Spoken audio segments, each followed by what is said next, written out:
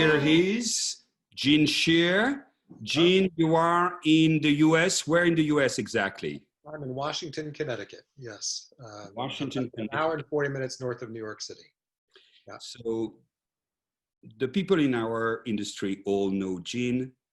Gene is a songwriter, a musician, and he's mostly known as a librettist. He's been working with JKG on numerous operas. Maybe the one the public at large knows the most is probably Moby Dick. He also wrote an amazing piece called Camille Claudel for mezzo-soprano and orchestra. Another piece called Free December. You wrote with Tobias Picker on an American tragedy, which was performed at the Met. You worked with Joby Talbot on Everest, which was premiere at the Dallas Opera.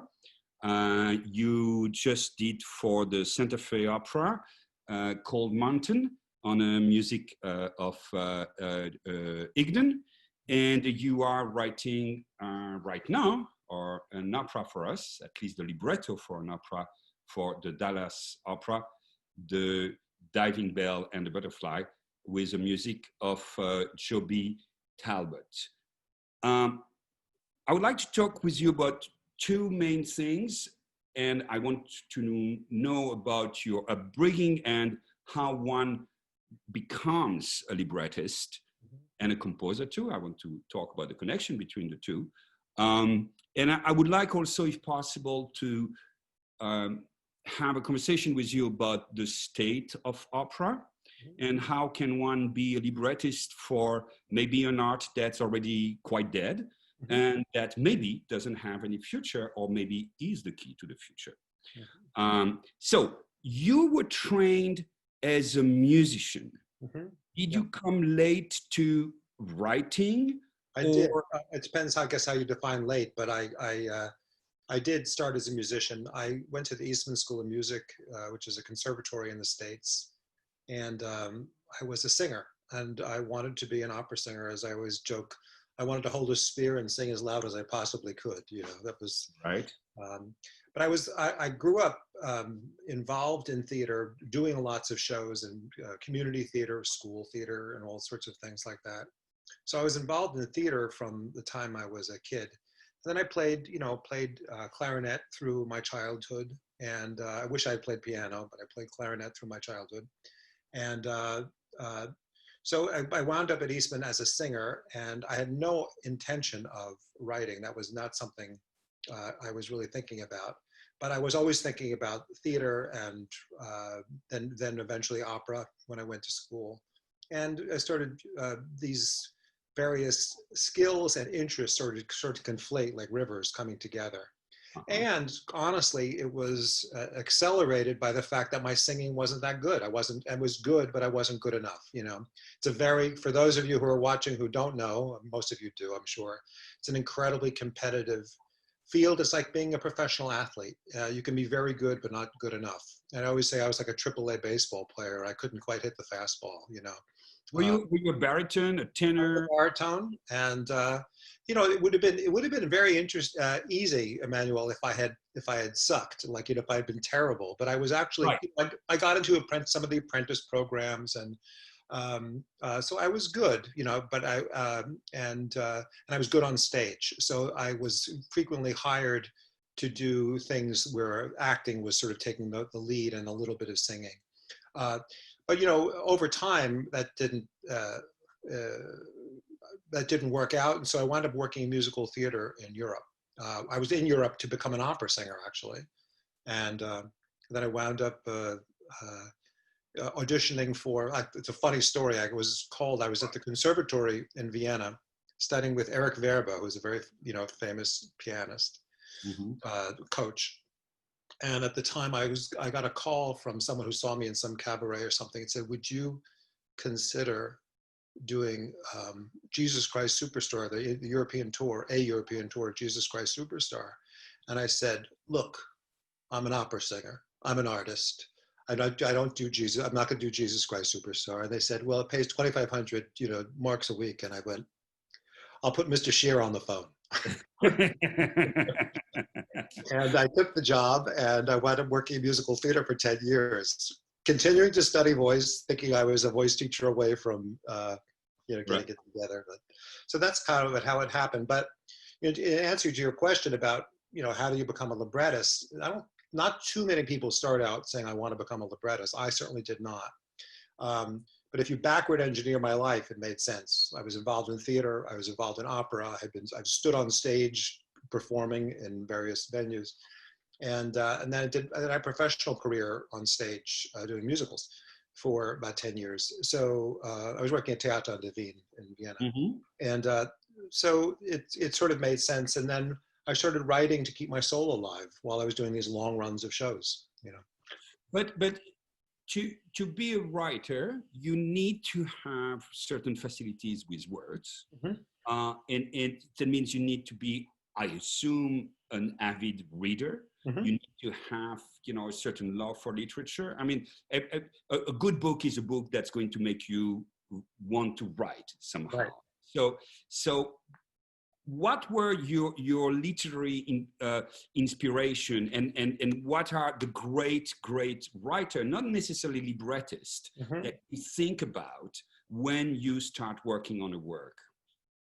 Well, in terms of the writers that really spoke to me, George Eliot spoke to me enormously. I mean, not just Middlemarch, but Middlemarch stands out as a.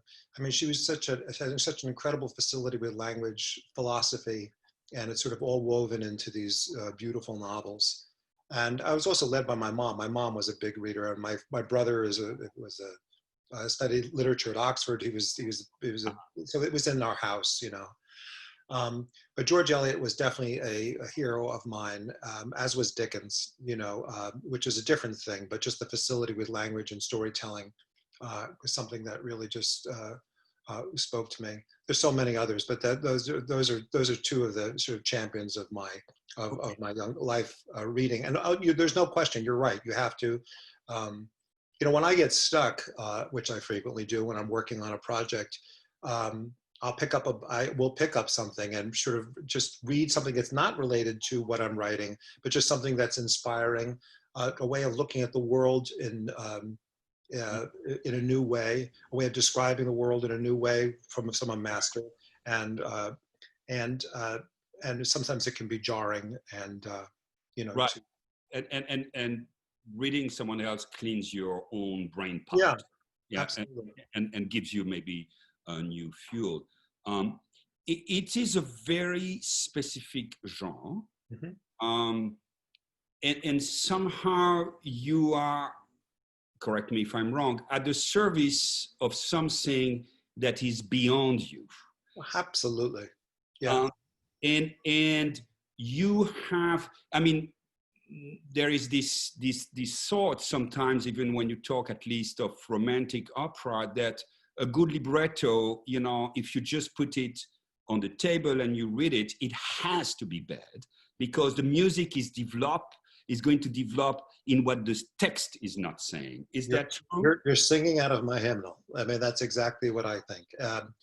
That's why when people do, there's so many new operas now, or certainly there has been up to COVID. There've been so many new operas, and so many new opera development programs, and I've been involved in some of them, helping mentor certain things. And one of the things which I think people frequently do is a table read of an opera, and I find it not useful. I find it's not, because you sit down, you have a bunch of people who are sitting around a table, and they read it as if it's a play. And if you do your job right, it requires music to complete it, to fulfill every aspect of what you've done. It is the scaffolding so that the music can win the day, as I always say.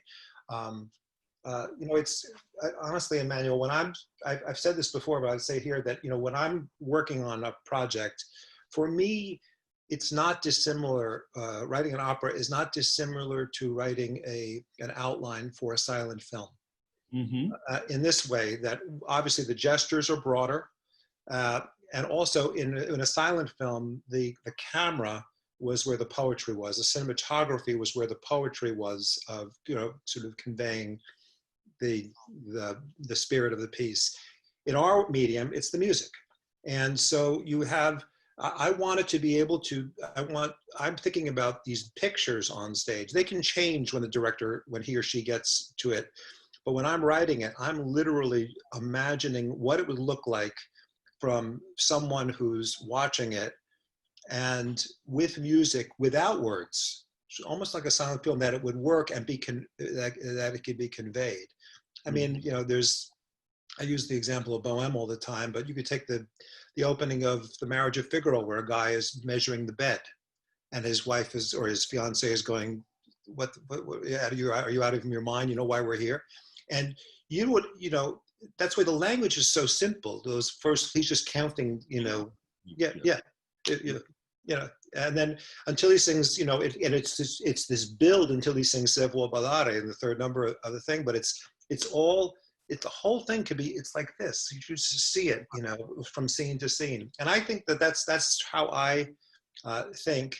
And I think that is, you know, whether it's pulling the stone, the sword out of the stone, or whatever it is, it's these grand gestures, which seems silly to a lot of people who are not opera fans. These kind of, they seem, it's like, it seems so odd. What do people say about opera? It's too obvious. It's too coarse.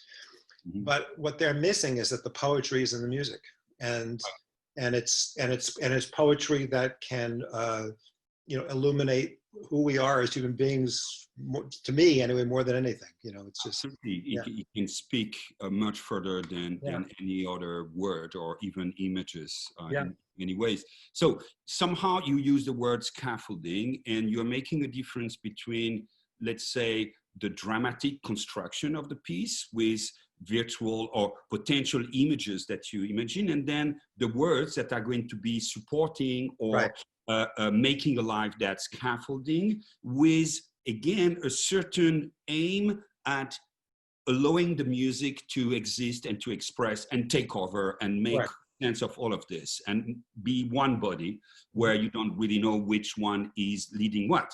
Which means that for you, as a librettist, knowing the style of the composer is an absolutely fundamental element. And somehow you are writing towards something that doesn't exist yet.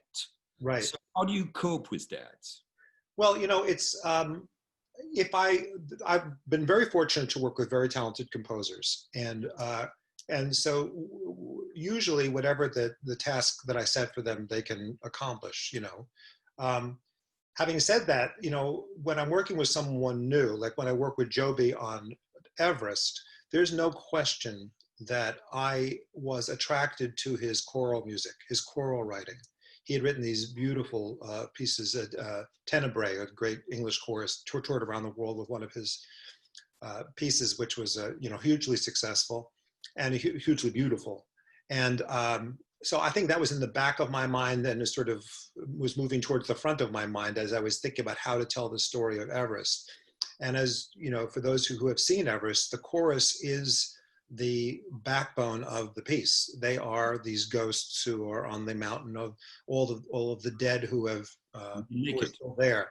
And it seems like a good theatrical way of telling the story, but it was definitely influenced by knowing what Joby's skill set, style was. And I think so that you know, there are things like that they're sort of woven, there are springboards from a person's particular style.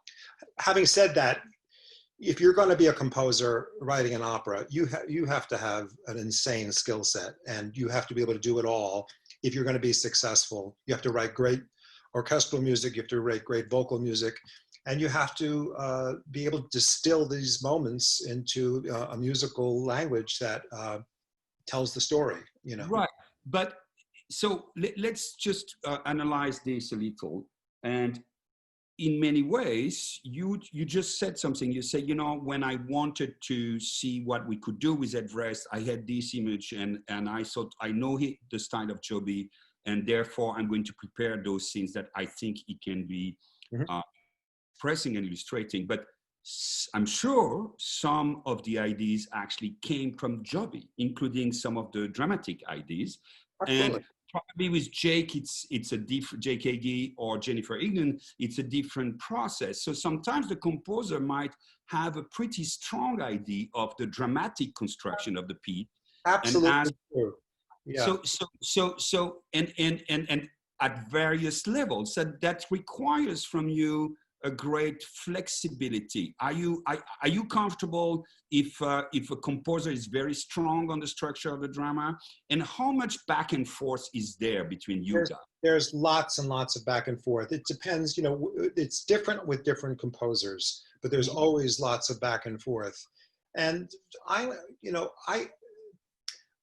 think as a librettist, I embrace the idea that I am supporting the principal communicator in an operatic form. I don't fight it. I think, to me, this is part of my job. That is my job.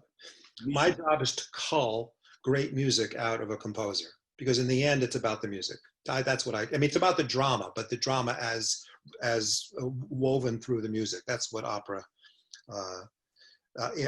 is.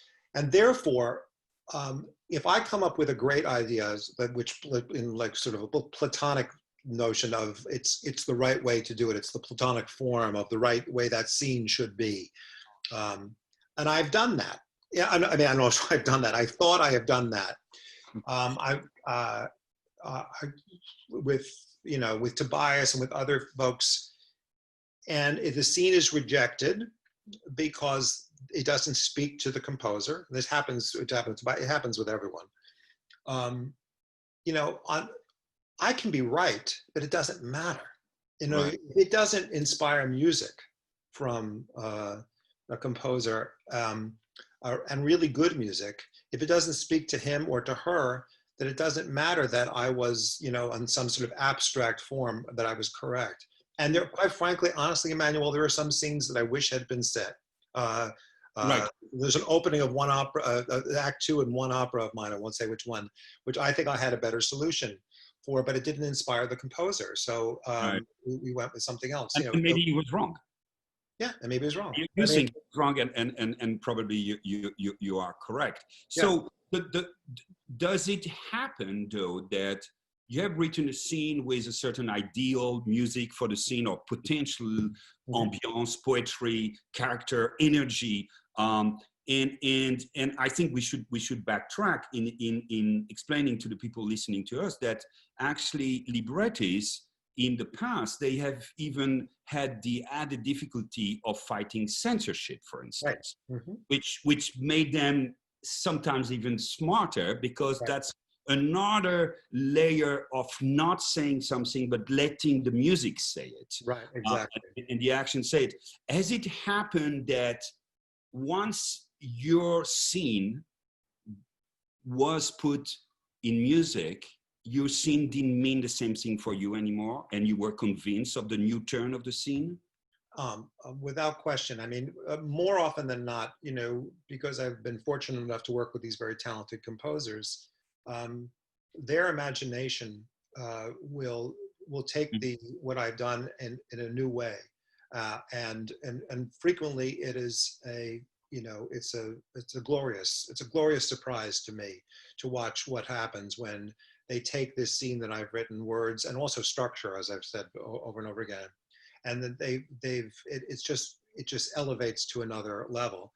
Of course, there are exceptions. There are moments, where I really have felt that the composer missed an opportunity, for something that I have prepared for him. Prepared, I mean, more often than not, luckily because of these brilliant people I'm working with, it's usually they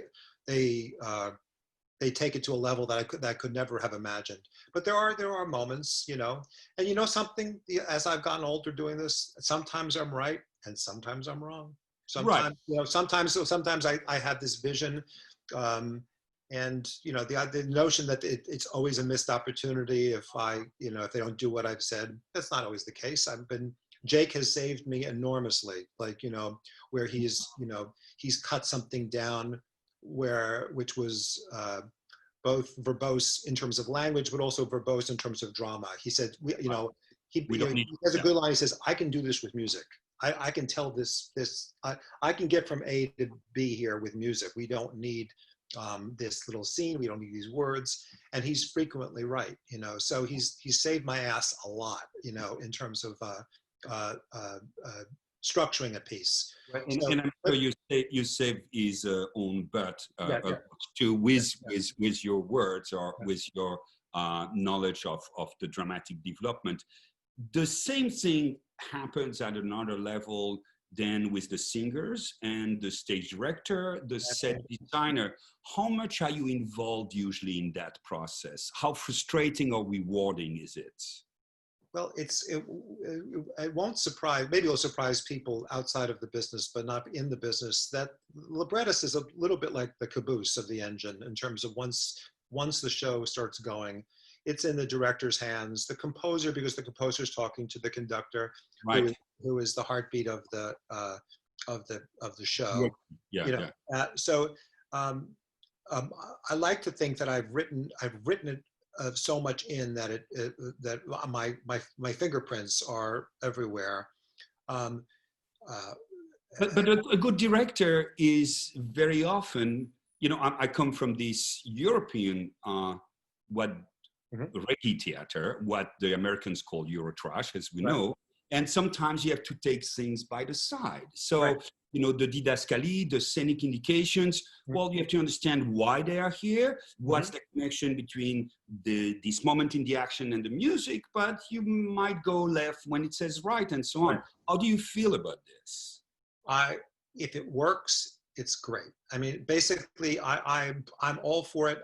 Again, just what I said about composers is also true with directors. When directors come up with a solution that I didn't imagine, you know, there was a beautiful thing. I'm going back to American Tragedy where Francesca came up. Francesca Zamello directed it. At the end of the opera, you know, I had this, I think, a very nice scene where Clyde, the protagonist, is, you know, he's going to his death. He's going to the electric chair, and I set it up early in the piece with him, with his him as a child, and there was this structure on stage. And I always meant for him to walk to his death with the child, with his young self.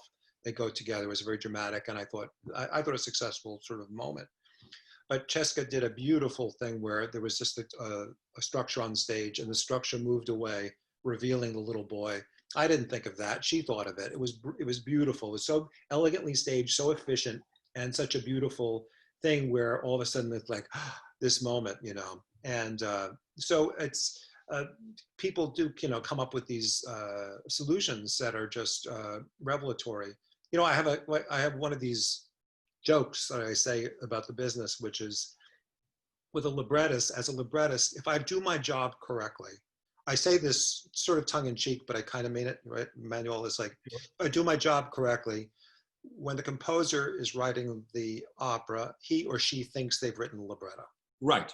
They take complete ownership of it, and they will change. I'm doing it right now. I changed like 6 lines, six words or 2 lines in libretto because the composer has, in the process of writing this first act, has changed a line here or there.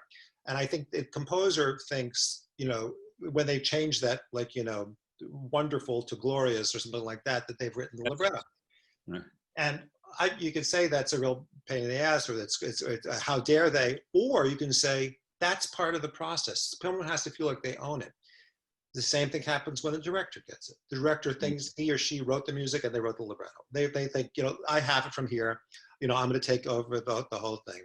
And then everyone along the way. And then ultimately, you know, it gets to the singer. And if you, rather than fighting what I'm describing, if you embrace it, what you want to feel. And I would say this to all the young singers out there who are listening, that when you're singing an aria, you should feel like you are writing the music as you are singing it. If it goes up a sixth, it's your heart that's going up a sixth. Oh, yeah. Right. And it's like, so So, and rather than saying like, what does at some point, it's like letting go of the training wheels. It's not what did the composer want? When they come to me and say, Gene, what did you intend? What did you want?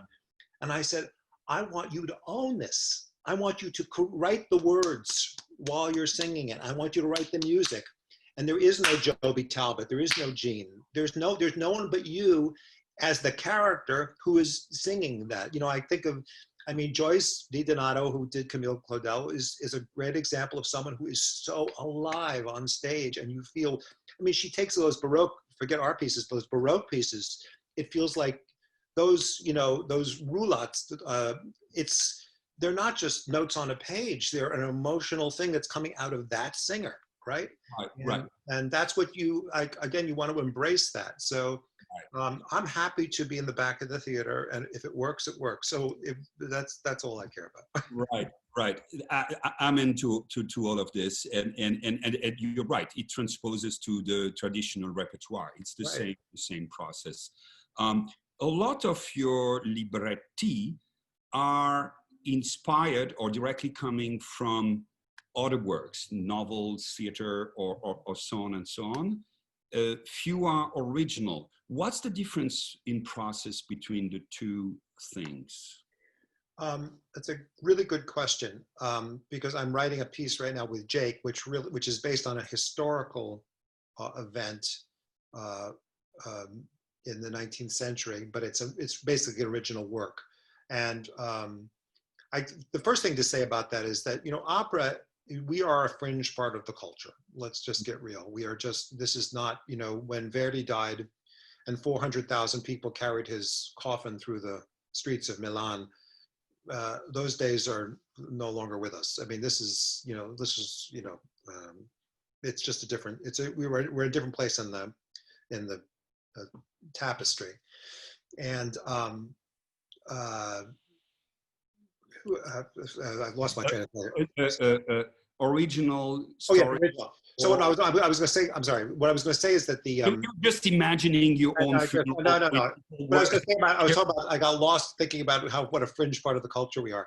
Right. So that these basing something, an opera on a famous novel or a famous source is a way of promoting it.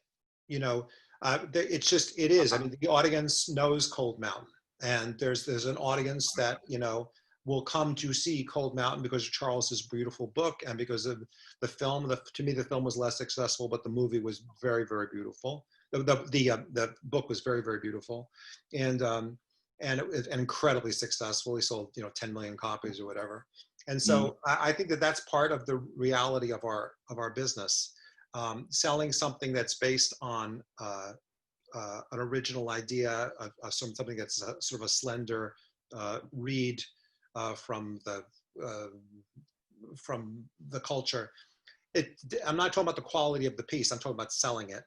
And so I think that's been part of the reason why these operas have been based on sources. An egregious kind of crazy example right now is Broadway theater, which all of these musicals, one after the other, it's so boring, where with some wonderful exceptions, are based on these films, one after the other, Hollywood films. Right, but okay, so two thoughts to that. I think, for instance, in the case of Verdi, it's also that the dramatic situations that he was taking from Shakespeare, or from in the Baroque and classical time, all those mythological themes, they were so incredibly rich that you had already an incredibly strong structure and possibilities to work with. Let's go back to, for you as a librettist, how much different it is to start from scratch a story, or to rebuild a story from an existing plot story or whatever. I don't actually. I get the question. It's not that different.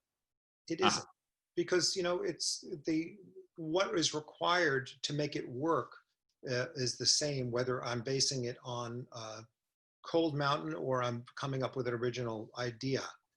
You're right. When you have a pre-existing structure of a very successful play or book, you're drawn to it because the structure is there. There's something dramatic that is woven into the source that you can exploit. But the same principles apply whether I'm writing it myself, whether I'm creating it myself. You know, so I don't actually think I don't think it's that different. I mean, I mean, I'm working on a project right now which hasn't been announced, so I can't describe it. But you know, it is based on a large novel, and conflating it is hugely challenging. And you know, so I have in this case, if it had been an original piece, no one would know, you know, what happens. But because it's such a famous novel, finding a way to get from A to B here there are some challenges involved, you know, because the audience knows what the story is, and they know, and so if they don't know what the story is, then I'm not up against that, right? Right. So there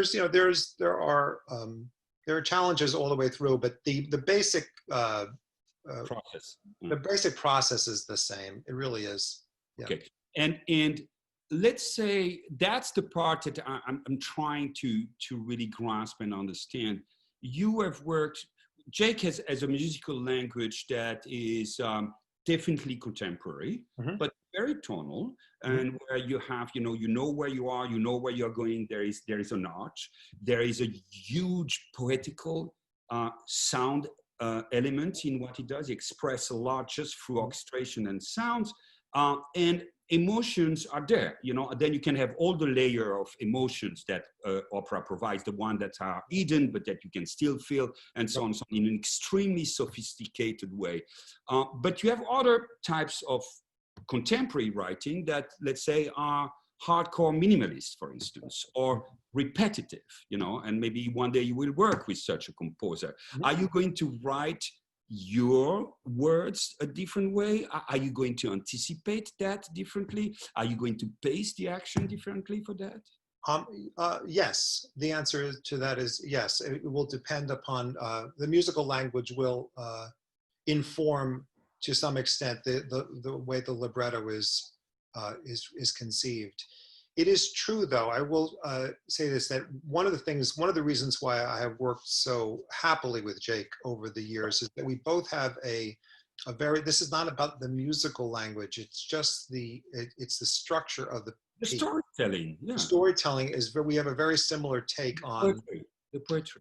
Yeah. Well, I would go further than that. I would say that we put this sounds so self-evident, and yet with the modern language of different music and stuff, it's not always the case. We put the singer at the center of the experience. We still write number operas with arias and ensembles, and so the singer is not another instrument in the orchestra, where there's a huge musical texture that's being which can be very successful. I'm not even arguing against it. I'm just saying what speaks to us is allowing the singer to be the star of the night, you know, rather than the orchestra. This is not to say that there aren't beautiful orchestrations in the works, but we are really, that's sort of how we see our task, you know, to making the singers. The other reason, it's not just a reason for that, is that, you know, in our world, coming back to, I know we're going to circle around to this again, where are we in opera right now? And because of the challenges of it, you know, having singers as your ambassadors, singers one of the things about Jake's music is that the singers really love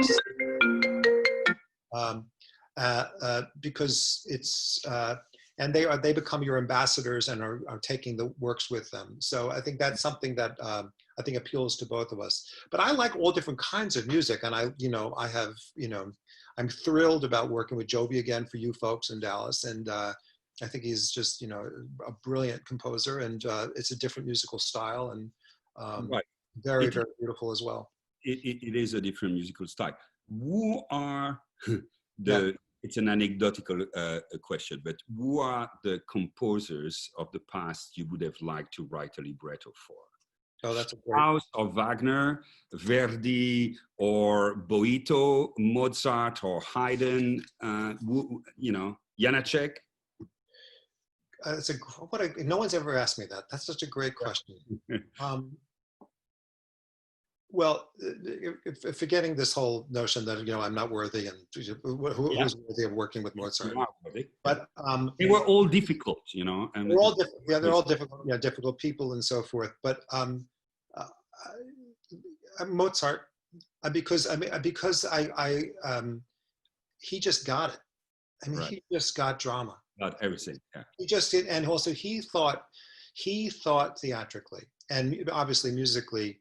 But he thought every one of those scenes, it's funny because if you break them down, they seem like with these long arias and so forth. But there is a dramatic pulse, pushing forward, and also his interest in class is something that is also appeals to me. These and in terms of my own politics. So I think that's. So I guess that would have been a hell of a ride to write with Mozart. Yeah, it would be a lot of fun. Yeah, I'm sure. Talking then, Mozart.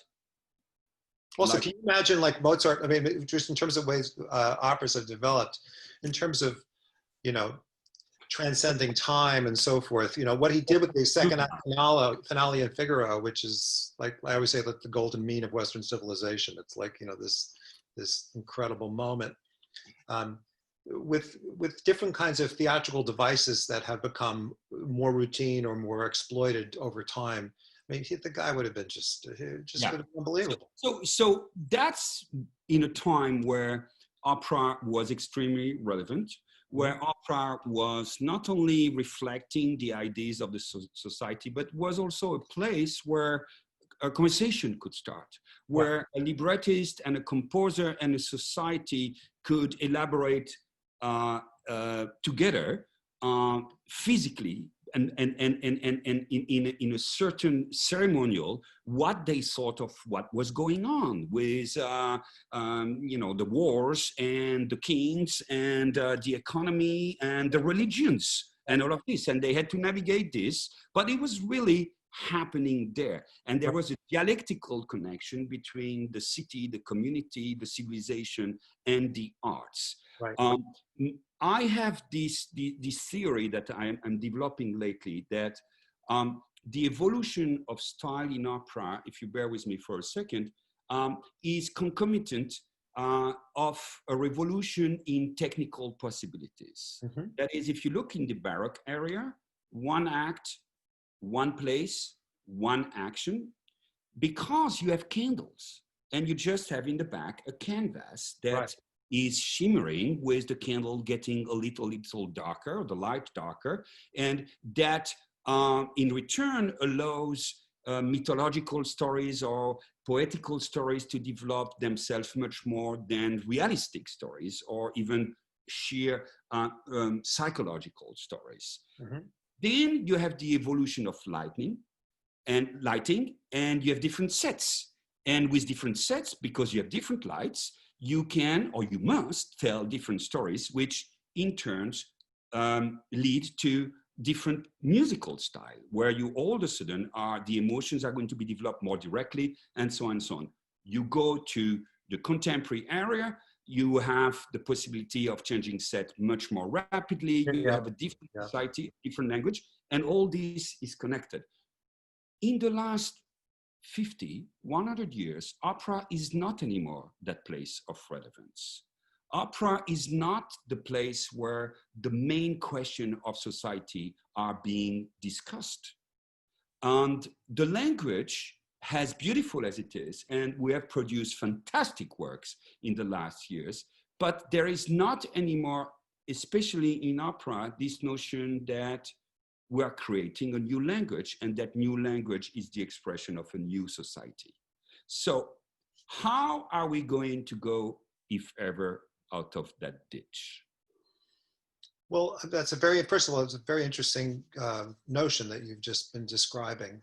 And it makes me go in a slightly different direction, but I'll circle around to it. Is that as the techniques of stage techniques have embraced more complicated stories, stories in which time can be is flexible. You can move, like with people are using video so much these days and so forth, where you can all of a sudden be in a different Location. a different setting or different, moving all around. I think there's a question of the art form itself and bandwidth. So that how much can actually the art form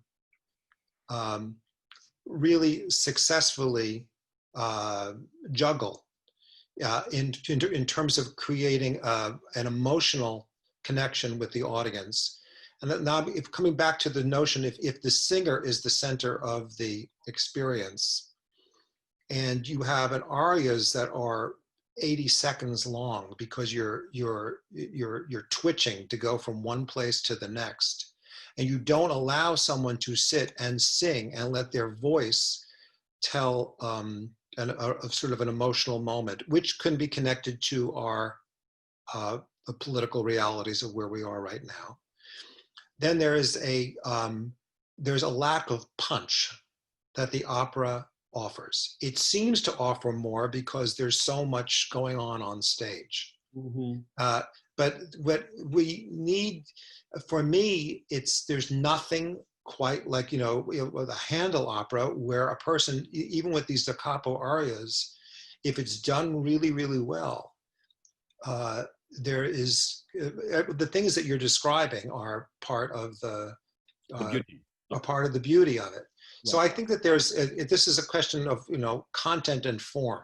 And I'm my concern, and I struggle with this too, because, yes, I'm a well-read person and so forth, but I'm a person of my time, meaning that I grew up with movies big time, and now it's, of course, the golden age of Netflix and to TV and so forth, and these long stories, Breaking Bad, whatever, these stories that are told, which are really incredibly successful storytelling, but it sort of seeps into the way in which you start to tell your stories, even though opera stories. And you say, well, I can do that because the video can get me from here to there, or this, and then the question is, to what end, So I think that we're both in terms of because the opera has become a more fringe part of the culture, and a little bit too, even with the new stuff happening, a museum part of the culture. We can look at the age of our audiences and so forth, compared to TV and so forth. There are challenges. There are challenges all the way through. But I think part of it is, challenges in terms of being relevant. But my point is that relevance can be affirmed and established through pieces that are emotionally resonant, that actually connect. And in order for that to happen, I come back to it needing to be a musical, a musically successful vocal experience, Right. So this is fascinating, and I think we are not going to have the solution to this, or if we should just stop the conversation and work on it right away. But the way I see it, from a pure, the lower level, I'm just a performer, and I really believe that the best conductor is less than the worst composer, for instance. There is something in what you do, guys, that is more noble than what we do, that is more important than what we do. I do believe that. But I would say that the challenge of the digital age we are in a way, is the danger that might awake us to the beauty of what is possible in opera. There is nothing more exciting nowadays than a concert with a singer which is 2 meters or 6 feet away from you. Right. And people who are saturated with infinite possibilities on their computer, on their phones, they are all of a sudden totally flabbergasted by this. So, like, sorry, Heidegger was saying, the strength of what's going to save is getting stronger with the danger. And I think we have seen this. At the same time, our art form is dividing itself from the technical possibilities and the various medium of our time. And you are right, it's a dialectical question or of content and form, as far as content and form cannot be divided, Right. and are absolutely connected. And in the case of the art form opera, it should be relating to society in general.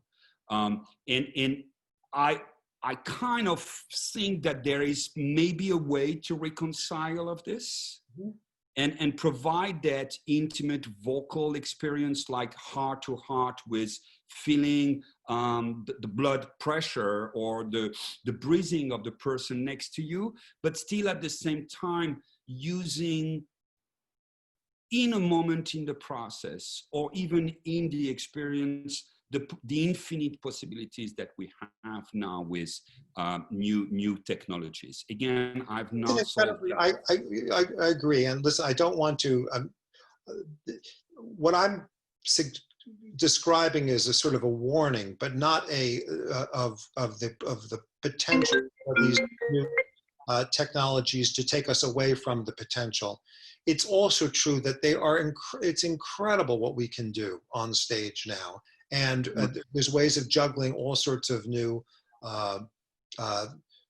storytelling techniques and musical techniques that can be thrilling and also relevant to an audience, that relative to their vocabulary, their musical vocabulary and tastes that are part of seeing. But I would go further than this, and this is a huge conversation, but we could think of in the future involving something like virtual reality in our experience. Yeah, no, I mean, but it should be something that all of a sudden is talking about what we are talking about, this vocal, human, direct experience from Gene to Emmanuel, that moment. The thing is, I mean, it's the devil's in the details. It depends how it's done. One of the things about political pieces, and so many pieces are political that are not ostensibly political, because it's with the ramifications. Like you drop a stone in a pond and it ripples out, and so you could be talking about, it could be a love story that is not like about not hitting something right on the head. A particular political issue that's important today. It could be just a slice of life of just about people's lives, and we can illuminate the actual political issue in a more vibrant way. So, because I also think that's also part of and it's, as people are trying to become relevant, there's also hitting the nail on the head too hard, and it's doesn't. Right, or the gimmick of pretending to be relevant to just do a check. And then, so talking about this, which is a very sensitive and difficult topic, and I always say, as the music director of the company, and I believe it, we are fundamentally apolitical, but we are not living in a vacuum. So the question of our society are very important questions. And right now, clearly, we have very important things happening in the US.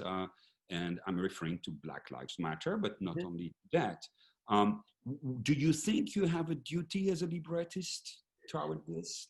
I do. I mean, I do. And I think the new piece I'm writing with Jake is, I don't think we're hitting the nail on the head, but I think it is meaning that it's not a coarse representation, but I think it's a very, very relevant story that really speaks to the myth of America and the reality. And it's about the relationship of, whites and blacks, but in our case, in quotes, woke whites and blacks and the actual limits of that, and how, so I think that that is the, um, writing about a story about, uh, uh, and I did this with Steve Stuckey, with Shorter Cheney and Goodman, still telling a story about the Ku Klux Klan, which was really an important story to tell. Um, but in this case, I wanted to move on to talk about, people who live on like myself included, people who live on the Upper West Side of Manhattan, and what are the limits of their uh, uh, ability to understand what's actually happening. So we're really addressing something which I think is very right at the core of, Right. of the discussion, or should be part of the discussion right now. Yeah. So yeah, I do think it's my responsibility to, and also, as you said, we're all swimming in this current, and the current, we can swim right or left, but we're going where the current is taking us. And God bless the fact that the current is finally taking us to this place, so we can address these issues that have been sidestepped for too long. So. Right. And it's actually very inspiring to see that people who are not necessarily on what they assume is my side of the spectrum politically are really wanting to embrace those societal issues, and the question of race Right. is there, and inequalities, and in a very genuine way. So I'm very optimistic from that point of view.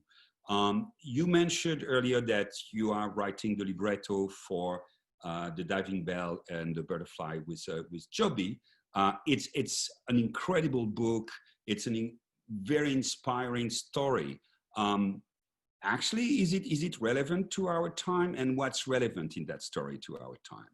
Well, if you think about it, I mean, as relevant, I think it's always relevant, because I mean, death is something that we all have in common, and dealing with it, and dealing with the death of those we love, and our own death, that's part of the deal when you're born. So I think this is part of it. But if it was relevant before with COVID, it's really relevant now, because these subjects are been pushed forward. Can you in one word explain what the situation is? Sure. The Diving Bell and the Butterfly was a book by Jean-Dominique Bauby, which was a big international bestseller. Jean-Dominique was a Parisian intellectual. He was at the time he had this massive stroke. He was working as the editor-in-chief of Elle magazine, which is a huge fashion magazine, but he had had many important jobs in journalism. He was sort of like, imagine the editor of the New Yorker or something like that. He was a very brilliant man. And in his early mid-40s, he had a massive stroke, which left him with locked-in syndrome. He was unable to move at all, except to be able to blink one eye. And they didn't know whether he was dead inside, whether he was still the same person. In fact, he was 100% cognitively the same. And through a very inspired speech therapist, a woman named Sandrine, and the affection of his family, he was able to communicate that he was still here, that he was still who he was. And he decided to write a memoir, which is called The Diving Bell and the Butterfly. The diving bell being being trapped, and the butterfly being the imagination that would allow him to fly to different places. And he left this memoir of his life really for his children. So for the people, he dictated the book. He dictated the book by blinking. And this was before computers. This was in the mid-90s. There were computers, but they weren't so advanced. So the speech therapist would read the alphabet in letters of frequency of use, in French, of course, and he would blink when he would stop, when he would choose a letter. And he wrote a 120-page book. He was a brilliant man, and he would think about the paragraph he wanted to write that morning. And then he would blink it out to Sandrine, and then to a woman named Claude, who was the amanuensis, who the publisher sent to Jean-Dominique. And what's interesting about in sort of the bigger context of this, or in terms of how this book came about, was Jean-Dominique, at the time of his stroke, had a book contract to write an adaptation of The Count of Monte Cristo, the famous Dumas novel. And that book contract became the book contract for The Diving Bell and the Butterfly. And this has become a very personal and passionate project for me. And one of the reasons for that is the Dallas Opera. When we started to do this project, I said I wanted to get to know the family and use not just the book, but to get information from the family. And so Dallas put together a travel budget at the time so that I could go to Paris a few times. And I went to the hospital. But more than that, going to the hospital, which was on the Channel Coast, was quite inspiring. I spoke to one of Jean Dominique's nurses, but I spent 50 hours with the mother of his kids, Sylvie, and the two kids. And I learned of the story from their perspective. They told me all sorts of things about Jean Dominique that I was able to weave into the telling of this story. And it's an incredible story of a person's need to communicate and to connect to other human beings. When you think about what opera is and the potential of what opera can do, that's first and foremost what it is that I have something I want to tell you. I want something I want to express that's in my heart. How can I do it? And you feel this kind of, when you're stumped, you don't know how to do it. The only way you can do it is through music. And so it becomes, I think it's an inventive telling that we've come up with, but it's an incredible story. And circling back to, is it relevant now? You know, in the States, 190,000, 180,000 people are dead now. They're saying it's going to be 400,000 by the winter. Hopefully not. So we're talking about losing in a year, 2/3 of the number of people who died in the Civil War, of the American Civil War. And then of course it's worldwide, and we're isolated from each other. It's aside from just the death count. We are isolated. We're here now. We're talking on Zoom. We're not having a coffee talking.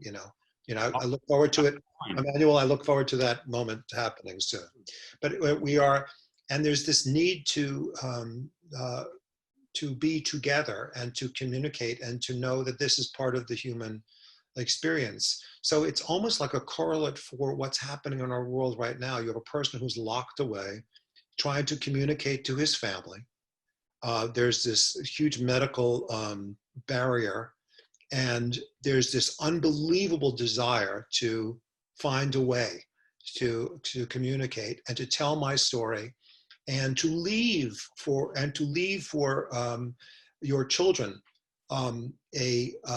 some record of who you are and who you were. And I think that is, so is it relevant? I think those themes are relevant. And then of course, there's this, as you said, it's such a beautiful book, and there's so much poetry in the book. He was such a great writer, and I've tried to use, I've written a lot of it, most of it, but I've used these fantastic passages which some of my French friends have helped me translate. And it's become a very, very personal and powerful project for me. I care so deeply about Sylvie, Celeste, and Theo. I do, and they love what I've come up with, which is very gratifying and hopeful. But we will see how it all shakes out. I've heard lots of the music now. I think it's very beautiful. We are so much looking forward to this creation. Opera is not dead, thanks to people like you. What a cast! My God, you guys have assembled a cast, top to bottom. Fantastic cast, and I think it's we never know where it's going. And no, we don't. I've done this a long time. It's important. We are creating operas. I mean, the sense of adventure, and we know. I mean, it's hit and miss with contemporary opera. If you choose a Verdi opera, well, you choose. It's easy, If it's listen, that's true. On the other hand, if you think about in Wagner, there's Die Feen too. There are a few operas that are that are gone. Well, but maybe there's some rewriting there.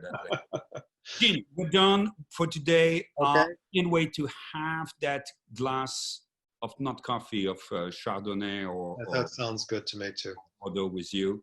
And thank you so much for your time. I love your work, and I love working where you. Well, I love working with you and with Dallas. It's been such a great home for me, and really looking forward to returning and sharing this new piece with everybody.